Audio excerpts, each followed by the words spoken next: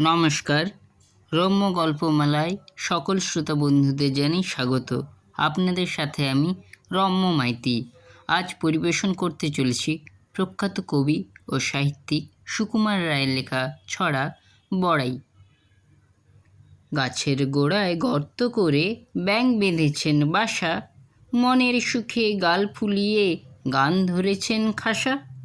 রাজার হাতি হাওদা পিঠে হেলে দুলে আসে, বাপরে বলে ব্যাঙ বাবাজি গর্তে ঢোকেন ত্রাসে। রাজার হাতি মেজাজ ভারী, হাজার রকম চাল, হঠাৎ রেগে মটাং করে ভাঙল গাছের ডাল। গাছের মাথায় চড়াই পাখি অবাক হয়ে কয়, বাস রে বাস, হাতির গায়ে এমন জোরও হয়।